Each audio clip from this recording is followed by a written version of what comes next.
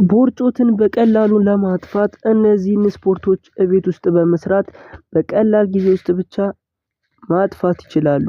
እንደምንመለከተው ትንሽ ክብደትን በመያዝ ብቻ እግርና ወገብ ላይ ጫናን በማብዛት አላስፈላጊ ስብን ማጥፋት ይቻላል።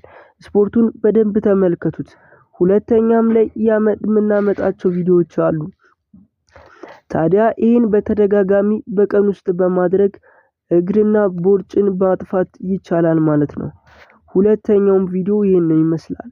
ሁለተኛውንም እንደምትመለከቱት የሁላችሁ ቦርጯ ላይና ሆዷ ላይ ጫናን በማብዛት እግሯን እንደዚህ በማንቀሳቀስ ብቻ እቤት ውስጥ ያለ ምንም መሳሪያ ብቻ ቦርጯን መቀነስ ትችላለች ማለት ነው። ይህችን ልጅ መጀመሪያ ብታያት እጅግ ወፍራም ነበረች።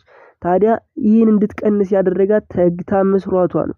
በግራና በቀኝ በመቀያየር ይሄንን የመሰለ ስፖርት እቤት ውስጥ ብቻ በነፃ በመስራት ትከሻና እግር ላይ ጫናን በማብዛት ብቻ ቦርጭን በቀላሉ ማስወገድ ይቻላል። ታዲያ ሶስተኛውንም ቪዲዮ እንመለከታለን። ይህንንም እንደምትመለከቱት ይህች ልጅ እጅግ በጣም ወፍራም እንደነበረች ያስታውቃል። ሆዷ አካባቢ ላይ ትንሽ ክብደትን በመያዝ ይህን የመሰለ ስፖርትን እግርን ወደ ላይ በማንሳት ብቻ ቦርጯ ላይ እግሯ ላይ ሆዷ ላይ በተለይ ጫናን በመፍጠር አስወግደዋለች ማለት ነው።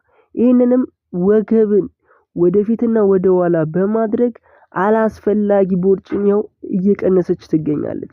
ታዲያ ይህን ለመስራት ትከሻ ላይ እንደዚህ ወደ ውስጥ ወደ ውጭ በማድረግ ላቧንም መመልከት ትችላላችሁ። በተደጋጋሚ በመስራት እቤት ውስጥ ሆናችሁ ብቻ ቦርጫችሁን በትንሽ ቀን ማጥፋት ትችላላችሁ። ይህንንም ትንሽ እንጨትን ወደ ኋላ በእጅ በመያዝ ወገብን ወደ ቀኝ ወደ ግራ በማወዛወዝ ወገብ ላይ ጫና በመፍጠር እጅግ በጣም ትልቅ ለውጥን ማምጣት የሚቻልበት ስፖርት ነው። ታዲያ አላማችን ምንድነው? ልክ እንደዚህ አይነት ሰውነትን መያዝ። እንደዚህ አይነት ሰውነት እጅግ በቀላል ጊዜ ውስጥ በመፍጠር ከትልቅ ቦርጭ ውስጥ ቀለል ያለ አለባበስ ቀለል ያለ ሰውነትን መፍጠር ይቻላል ማለት ነው። ታዲያ ለዚህ ቻናል አዲስ ከሆናችሁ ሰብስክራይብ ያድርጉ።